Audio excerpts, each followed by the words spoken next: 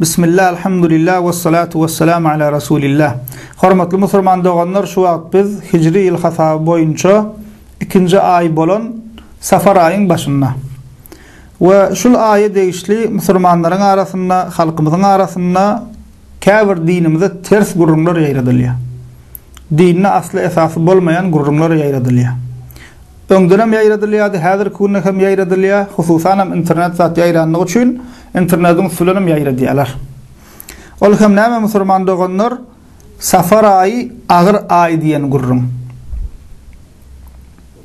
Safar ayı agyr ay, awa Safar ayı bela beter inýän ay, Safar aýyna azap inýämiş diýip ýaýradýarlar. Ve hususan hem Safar ayının sonky çarşembe günü, yani sonky hepdesiniň 3-nji günü bela beterken inýämiş, näçe 100 000 bela inýämiş. Şoň üçin hem ol çarşembe at goýupdyrlar. Kara çarşembe diýip. Kara çarşembe diýerler. Awa. Ýylyň iň agyr günümüş şol, yani ýylyň iň agyr aýa Safar aýy, Safar aýynyň içinde hem iň agyr gün näme şol kara çarşembe diýip ýaýradýarlar. Şonuň üçin hem diýe bul ayda we bul şol günne köpürak sadaka bermeli we hususan hem şol kara çarşembe gününe mahsus bir namaz bar diýe. Kara çarşembe namazy. Plança rekat okumaly, her rekatda plança ihlas okumaly, plança Kawsar okumaly diýip şeýde bir tertip bar. Bir tertip öwredýärler. Namazyň öz kılnyş tertibi, özler tarapyndan tapylan bir tertip öwredýärler halka. O şeýde ýaýradýarlar şu zatlary. Kim tarapyndan ýaýradylýar? Elbetde Yahudi, Hristiýan tarapyndan ýaýradylýar. Sözde molla we ahun diýip özüni halka tanadýan kişiler tarapyndan ýaýradylýar. Emma hakykatda bular nähilek molla ahun, bidgatçy molla, bidgatçy ahun. Hakyky ahli sünnet ahun däl bular. Bulara bidgatçy diýilýär. Çünki näme delilsiz we esassız zatlary halkyň içinde din ýalagyp, dogry ýalagyp ýaýradýarlar. Delilsiz näme diýip sorasak näme diýerler? Plan awliya, plan kitabyna şeý diýipdir. Şolay diýipdir kitabyna şeýle diýip. Kur'an we sünnetten delil ýok, sahabadan delil ýok, Ebu Hanifeden 4 mezhep imamyzdan delil ýok. Plan awliya, plan kitabyna şeý diýipdir. İslam dünýäsinde kitapken, İslam dünýäsinde awliya diýip atlandyrylýan adamlarken öňem bolupdyr, häzir kunna hem bolupdyr.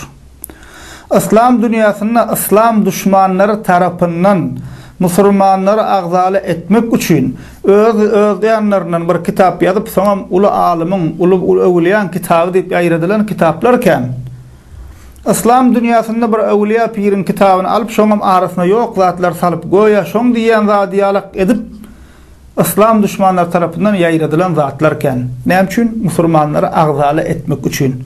Ola bar diýär, menem ýok diýen aradaky sada görgülem näme diýär, kellemiz bulaşdy diýär, biri bar, biri ýok diýär. Şunu etmek üçin şeý diýip ýaýradylan zatlar bar. Şonuň üçin ýöne plan awliýan, plan kitabyna bar diýeniň bolmaýar. Dinni bir zat etjek bolsaň delil bolmaly. Delil nerden bolmaly? Kur'an'dan bolmaly we Peygamberimiziň sahih sünnetinden bolmaly. Sahabalardan bolmaly. 4 sanakka mezhep imamymyz we Ebu Hanife, İmam Malik, İmam Şafii, İmam Ahmed, Allah hemmesinden razı bolsun. Şularyň fetwalaryndan bolmanda näme delilin bolmaly? Näme şular Hanefi fıkhynda ba, Şafiilerde ba, şularda ba diýip näme? Şolardan bir näme subutnamaň bir esasyň bolmaly. We birinji bilen Kur'an we sünnetden bolmaly. Emma bul adamlar delil görkezip bilen oklar, şu kara çarşembe, Safar ay, agyr ay, kara çarşembe namaz diýip ýaýradýan kişiler, bid'atçylar delil görkezip bilen oklar. Diňe şu aňyr başy deliller şol plan uly alim, plan awliya kitabyna şeý diýipdir diýär. Emma onu ýerden alyp diýipdir? Kur'andan alypdyr, sünnetten alypdyr, nerden bilipdir plan şoğuna, plan wahy näme azabyň inýändigini nerden bilmeli ol öz ýanyndan? Wahyya gelenok, ama wahy peýgambere gelýär. Wahy hem Muhammed sallallahu aleyhi ve sellem'den kesilli. En son Peygamber Muhammed sallallahu aleyhi ve sellem. Onu bul nerden bilýär? Plança gün, plança azap inýändigini, plança mykdarda plança günne gelýändigini. Awa.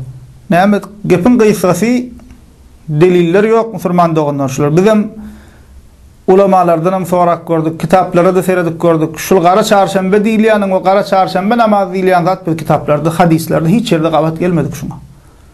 Bularam gorkalyk bilen oklar ýaýladýandan ödleri. Ve Peygamberimiz sallallahu aleyhi ve sellem İmam Malik Muwatta'da rivayet eden, İmam Malik'in Muwatta'sında rivayet eden hadisinde diýär: "Taraktu fikum emrayn len tadillu ma tamassaktum bihima kitaballahi ve sünnete nebiyyihi" dip aýdýar. Men size ikzat goýup gidýän niýe? Muhammed sallallahu aleyhi ve sellem men size ey ümmetim men size ikzat goýup gidýän. Şol ikisine yapışıp durduğunuz müddetçe doğru yoldan azmarsyňyz diýär. Allah'ın kitabı ve Peygamberinizin sünneti diye. Demek Müslüman adam bir zat etçek bolsa dinine bami yok mu bilecek bolsa Allah'ın kitabına bami, Peygamberimizin sünnetine bami, selef-i salihinden bu barada bir zat deyilipdirmi, mezhebimizde bu barada bir zatlar bami deyip soramalı. Şutaydan hem kâfir Müslüman doğanlarımıza yüzlenesim gelýär. Her ýyl şu mesele açylanna olahun näme diýipdir, bulahun näme diýipdir. Kan öz aramyzda maslahatlaşyp görelýän Qara Çarşembe bamy dogrymy ýokmy şu urunlar gozgalýar we gaýtalanýar. Müslüman doganlar soralmaly zat mesele dogry çemeleşmeli. Delil bamy diýip soramaly. Ol näme diýipdir, bu näme diýipdir. Her kim bir zat diýer. Näçe adam kan bolsa, näçe ahun köp bolsa her kelleden bir ses çykjak. Emma biz Peygamberin tavsirelerine eýermeli. Peygamber näme diýipdir? Şu barada hadis bamy? Kur'an'da ayet bamy? Selef-i salihinden sahabadan bir delil bamy diýip soramaly. O näme diýipdir, bu näme diýipdir diýsen, ol ewliya diýer, bu ewliya bey diýipdir diýer, o da bey diýipdir diýer. Her kim bir tarapdan bir zat kurlar. Delil barmy diýip soramaly. Delil şunu asly bamy şu zatın bu ediyas şunu ananyas şunu bolyn şunu asly bamy diýip soramaly. Şu dogryny gözleýän Müslüman doğanlarımıza nasihatim şul. Endi ýanky diýişimizde alakamyň delili ýok. Safar aýy agray diýbem delil ýok. Safar aýyň içinde Qara Çarşembe güni bar diýbem sahih. Ne Kur'an'dan ne sahih sünnetten ne sahabadan bize delil bilem ýok. Ol güne mahsus Qara Çarşembe güni kılınýan namaz diýip Peygamberimizden ne sahabadan biz beýle bir namaz hiç bir kitapta gabat gelmedik, okumadık, eşitmedik. Bir şulan şu diýen bir kitabynda bamış diýip aýdýarlar. O taýda ayet hadis getiren ok on diýen adam. Emma safar aýyny şowsuz aý hasap etmeklik nireden gelip çykypdyr asly köküni gözläp bersem asly Müslüman doganlar İslam gelmedinden öň Mekkeli müşrik Arapların içinde bar eken şol inanç. Çünkü olar öz ýanlarynyň hem butan ýalar butun daşyndan hem bir sürü ýan batyl inançlary bar. Ýani kalaka batyl ırımlary we hurafalary we şoňa meňzeşdatlary bar. We şol batyl we hurafa inançlardan birem näme eken şol jahiliýe Araplaryň safar aýyny şowsuz aý hasap edýän ekenler. Şowsuz aý hasap edýän ekenler. Bu nerden bilýär? Peygamberimiz sallallahu aleyhi ve sellem Buhari we Müslim'de geçen hadisinde şol müşrik Arapların bir näçe batyl inançlaryny inkar edýär we şol hadisiň içinde diýär wala safar diýär. Safar diýilýän zat ýokdur diýip aýdýar. Safar ýokdur diýip aýdýar. Yani safar barada inançy inkar edýär. We ulamalar hem şol hadisiň şerhinde şu Peygamberimizin safar ýokdur diýen sözüniň saçtaýdaky safardan maksadyň näme diýini düşünürýärler. 2-3 tane hakka düşünürüş gelýär, 2-3 tane hakka şerh wa şolaryň biri hem ulamalar diýär Peygamberimizin inkar eden ýa şol Mekkeli müşrikleriň safar aýy baradaky batyl inancı diýär. Yani safar aý şowsuz aý diýen inancını Peygamberimiz inkar edýär. Demek şol batyl inanç nereden gelip çykýan eken şol halklaryň içinde ýitmän saklanyp galyp aýlanyp dolanyp şey diýip günümizde çenli gelip ýetipdir. Näme getirýän bir islam doganyny geýdirip Allah we Peygamberiň adyndan ýaýra diýerler. O güne degişli bir namaz bar ýaly gydyp şey diýip näme halkyň içine ýaýradylýar. Asly köküni ýerden gelýän eken Mekke müşriklerinden gelýär. Şoň üçin hem Peygamberimiz näme wala safar diýdi. Safar ýok diýip aýtdy. Yani safar barada aksy näme şol batyl inançyňyzy inkar edýär diýip aýtdy diýär ulamalar. We Bu hadis hem bolmanna Kur'an esasında İslam akidasının esasında şul batıl inancı seresek musulman dogonlar Allah Teala ervet ayı, ervet günü, ervet vakti deyip ay gün yok. Ilmınan bolmasa öz bir fikrimizle, akılımızla Allah Teala akıl veripdir. Oylanıp görelin. Allah Teala ne için duran yerden sen başına azap inirsin? Allah Teala'nın ervet günü yok. Allah Teala'nın ervet ayı yok. Günlerin hemmesi gowy.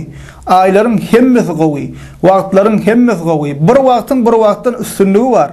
Cuma günü beyleki günlerden üstün bolşy alakka. Ramazan ayının beyleki aylardan üstün bolşy alakka. Kadir gecesinin başka gecelerden üstün bolşy alakka. Käbir günlerin ve ayların biri-birinin üstünlüğü var. Emma ervetliği, kemliği yok. Ya olmasa Allah'ın azap indiryen ay, azap geleyen ay, bela inen ay diyen inanç Kur'an'da yok musulmanlar onlar. Hemme gün gowy. Eger de sen bu günün, ayın, vaktin kadrini bilip salih amel etsen, dinine, dünyana peydalı işlerle meşgul bolsan, sen günün beterim gowy. Emma kadrini bilmesen ziyan çekken. Ayın sen özün gowy olmasan, günün, ayın, vaktin kadrini bilmesen, günün, ayın günahı yok bunun. On dahili yok o zatlara. Şoň üçin musulman doganlar şu gözlerini hem seretsek bilip bilersin ama Allah Teala'nın aylarının günlerinin hemmesi gowy. Şunu bilmeli musulman doganlar. Ve şonuň üçin hem musulman doganlar aýdýar. Kimde kim şul batıl we hurafa ananja esaslanyp sadaka berse, beren sadakasy kabul däl şonuň. Kim şul batıl ananja esaslanyp namaz okusa hem şol namaz kabul däl. Bu ben sözüm değil. Peygamberimizin sözü sallallahu aleyhi ve sellem hadisinde diye. Bukhari ve Müslim'de gelen hadisinde Ayşe enemiz tarafından rivayet ediliyor hadis. Peygamberimiz aydiya: "Men ahdasa fi emrina hâzâ mâ leyse minhu fehuve raddun." Kimde kim bizim bu işimizde, bu dinimizde yok zat orta assa, yok zat tapsa diye şol kabul derler deyip aydiya Peygamberimiz. Fehuve raddun ya red ediler. Ulema diye kabul derler diye. Şu hadisi şerh edenlerine.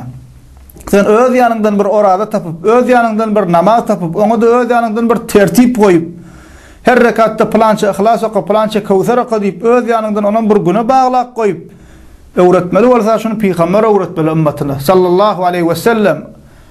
Kara çarşamba namazı Peygamber öğretmeli ümmetine. Peygamberimizin namazlarının içinde, nefil namazlarının içinde kara çarşamba namazı deyip namaza yok. Ondan ama şul batıl bolýa we şul kabul däl. Beter günahkar bolýar ama dinine asly esasy bolmayan zady bar diýip halka ýaýradan üçin, eden üçin günahkar bolýar. Bu ýerde Müslim'de geçen hadisinde Peygamberimiz diýär: "Men amila amalan leysa aleyhi emruna fehuve rad." Kimde kim bizim buyurmadyk bir zadymyza amel etse şol ondan näme reddediler diýe, kabul edilmez diýe. Her kim öz ýandan bir namaz tutup dursa, her kim öz ýandan bir sadaka tutup dursa, onda İslam, Kur'an we sünnet niýe nähilek bolmaly musulman doganlar. Onda Kur'an we sünnet nähilek bolmaly. Her kim ol awliya bu pir diýdi, ol ahun nitip, her kim bir namaz tapy berse, her kim bir orada tapy berse, her kim bir mevlüt tapy berse, her kim bir üýşmelen Kur'an berse, her kim bir ýas tutuvermeliyse, Hazreti Ali'nin gününe, Hazreti Hüseyin'in gününe özün kamçıla vermeliyse, şeydip, topar olup musulmanlar bölük buçuk bolýar. O şeytanın gowwary ýa-da düşül. Şoň üçin dinine bir zat etjek bolsaň, Allah diýen bolmaly, Peygamber öwreden bolmaly, şol Peygamber buyuran bolmaly. We Peygamberimizin sahabalary, selef-i salihin, ilkinji nesil musulmanlardan şu bide gelen bolmaly. 4 mezhebiň tertibinde bolmaly şu zatlar. Onda da bolmasa musulman doganlar ol zatlaryň häme delilsiz zatlaryň izine düşülmeýe, beter o zatlaryň izine düşübersen günahkar bolýan musulman doganlar. Emma bundan daşgar sadaka berjek bolsaň, sen wagtyň beri bermeli, sadaka illa bir gezek bermeli diýen zat ýok. Sadaka ýa bolmasa garyp gasarlar sadaka diňe kara çarşambada mätäşmi, başga bolmaýtaş dälmi? Sadakany hemişe beri bermeli. Nefil namaz kılacakmy? Kerahat wagtdan galan wagtlarda islan wagtyny kılıver, islan mukdarynça kılıver. Peygamberimiň öwreden tertibinde, öwreden görnüşinde bu bir ýylla bir gezek diýip çäklendirmesi ýok dinimizde. Emma bid'ate esaslanyp, ýoklada esaslanyp, dinine bar ýalygyp şoňa esaslanyp etsen ol kabul bolmaýar, beter günahkarym bolýar. Haçanna bir benne çıkıp mazarsanlıkta bir yerde namaza kavut yurka Hazreti Ali radıyallahu anh'ın dövründe. Ali radıyallahu anh ona kâyiye. O yanlışmasam bayram günü olmalı, bayram namazı günü. O gidip kavursanlıkta bir yerde namaz okuyor. Ali radıyallahu anh kahırı geliyor. Kâyiye şuna. Şonna ol benne aydiya, ey Ali diye radıyallahu anh. Näme diye Allah bana namaz okuyanım için azap verir diyen mi diye. Şonna Ali radıyallahu anh aytdı diye yok. Allah Teala sana namaz okuyanım için azap veren yok. Peygamberin etmedik zadını ediyenin için azap veriyor sana diye. Käbir doğanlarımız düşünen nokta şuna ay sadaka veriyen ay namaz näme ziyanı var. Näme ziyanı Müslümanlar peygamberin etmediğini ediyen, peygamberin buyurmadığını ediyen sen, peygamberden mi o geçecek bolyan sen, özüne bir din yasanıp baryan sen. Erwetlik şonna käbir doğanlarımız düşünmän şey dip näme bir ýukoýraklyk ediýär. Okujak bolsaň peygamberin owradan nefil namazlary bar, sadaka berjek bolsaň 10 ay boýunça beri. Emma näme batıl zada esaslanyp etmek bolmaýan Müslüman doğanlar. Şonun üçin şol bid'at diýilen zat, hurafa diýilen zat, şeýle bir erwet we şeýle bir ýigrenji din ýykýan zat bolanlygy üçin ulamalar diýär, şeytan niýe arak şerap içilmekden beter, zinadan beter, adam öldürmekden beter, ogurlukdan beter bid'atyn ýaýramaklygyny gowwarýar diýär musulmanlaryň içinde. Şunu gowaýlanyň musulmanlar. İblis, şeytan insanların içinde zinadan, ogurlukdan, adam öldürmekten, arak şeraptan beter bid'atyn ýaýramaklygyny gowwarýar diýär. Näme üçin? Näme üçinligini ähli sünnetin ulamalarynyň Es-Sufyan Es-Sawri aýdýar rahimahullah diýär: "El-bid'atu ahabbu ila iblis min el-ma'siyah, fa innal ma'siyata yutabu minha ve emma'l bid'atu fala yutabu minha." diýär ki bid'at diýär iblis üçin günahlardan ha soýulrakdyr diýär. Yani kısanan günahlarymızdan ha soýulrakdyr diýär. Näme üçin? Çünkü günahlardan tövbe edilýär, emma bid'attan tövbe edilmeýär diýär. Näme diýdi bolýar Müslüman doganlar? Arak içýän adam eger imanly kişi bolsa, Müslüman kişi bolsa, içýän aragyny sogap diýip içmeýär, haramdygyny bilip günahdygyny kabul edip içýär, bir gün taşlaryn diýär. Zina edýän adam eger Müslüman bolsa, imanly bolsa sogap diýip etmeýär. Şoň haramdygyny we zinadygyny bilýär, ertir bir gün tövbe eder, ýola girer, näme Allah bizi dogry ýola getirsin diýär. Eger imanly kişi bolsa, ogurlyk edýänem şeýle, paraxorlyk edýänem şeýle, başgasam şeýle. Eger imanly kişi bolsa. Emma bid'ata sezawar bolan, bid'ata amel edýän musulman bid'atdygyny bilmeýänligi üçin we bid'atyn nähilek erwet zatdygyny, dini ýumrayan zatdygyny bilmeýänligi üçin sogap diýip edýär ona. Ýa-ni Kara çarşembe namazyny okuyanlar şoň sogapdygyny we bela beterden gorajakdygyny we dinimizde badygyny Allah peýgamberiň şunu buyuranlygyna itiqad edip, iman edip edýär şonu. Heýşul adamyň kellesine tövbe etmek gelermi musulman doganlar? Tövbe etmek nerden? Ol beter şoňa ýapyşýar. Beter bu dinine barmy hadip başgalaryny moňa çagyrýar. Ana şol Sufyan es-Sawriň diýýäni şol günahlardan tövbe edilýär, emma bid'atlardan tövbe edilmeýär diýýäni şol. Bid'ata sezawar bolan adam tora düşeni guş ýalakda bulaşdykça bulaşyp otyr, beter başgalaryny şoňa çagyrjak bolýar. Çünki itiqadyny haram diýip inananok, beter sogap diýip inanýar. Şoň üçin näme musulmanlar şeytan bid'atyn ýaýramaklygyny, başga günahlaryn ýaýramaklygyny beter gowwarýar. Bu musulmanlaryň arasynda da şul arak zinadan beter düşmanlyk şuň üstüne girýär, bid'atyn üstüne girýär. Bir benne çıkıptır, bir topar musulman doganlarymyz şuňa dogry diýip inanypdyr, ýüregi bilen şuňa inanypdyr, ýapyşypdyr. Ben alakyya başgalar gelip şoňa düşünürler näme diýär? Dogry diýäňiz şuň aslyny tapalyň, gözläliň, tahqiq edeliň diýmekden geçen näme diýär? Ha, ola bid'at, näme ola Wahhabi, bul plan dip töhmet atyp başlaýar. Seredin bid'atyn berýän ziýany. Şeýdip musulmanlar näme? Bid'atyn üstüne düşmançylyk girýär musulmanlaryň içine. Şoň üçin musulman doganlar gaty äga bolalyň şol bid'atlardan. We sözümüziň soňunda musulman doganlar gowadyp pikirlensek, gowadyp oýlansak, biziň çekinmeli, gorkmaly zadymyz asliýetini her dersimizde köplenip gaýtalap aýdýas. Haramlyklar, şirk, başka küfri inançlar, bir topar insan şuun kuvvetine kabirlara çokunup kabirlan daşından aylanyp şeýdip şu zatlara meşgul bolup bar. Bir topar palçydan palça gatnap bar. İmanny adamyň puja çykarýan zatlar, şulardan gorkmaly. Bir topar türkmen binamaz ýazyp bar. Ayal gaýdlarymyz hijabyň nämedigini unutup barýar. Hijab takkana hüjüm edýärler. Aýsan waka bir bolupsyň, beýdi ömür örtünmek bolarmy diýen ýaly gydyp näme? Hijab takkanlara hüjüm edýärler. Gorkjak bolsak Allah Taala azap berenne dogry ýoldan azan kowumlara azap berýär. Toýlamyzda arak goýulyp otyr. Allah'ın gazaby ýa peýgamber lagnet edipdir. 10 kişi lagnet edilen arak babyna, ýasana, sykana, getirene, içirene hemmesine lagnet ba. Gorkjak bolsak şondan gorkmaly. Edýän erwet amallarymyzdan gorkmaly. Musulman doganlar, bela gelse başymyza ahiretde şol amallarla ölsek, Allah saklasın, %100 näme başymyza azabyň geljekdigini, ceza çekjekdigimiz, şoň nä cezasyny çekjekdigimize şek ýok ahiretde. Eger tawba etmän ölsek, emma bir ýurtda gaty azgynlyk ýaýra berse, zina ýaýra berse, bu dünýäde hem Allah Taala näme azap berýär. Şoň üçin gorkjak bolsak şol erwet amallarymyzdan gorkalyň. Walhamdulillahi rabbil alamin.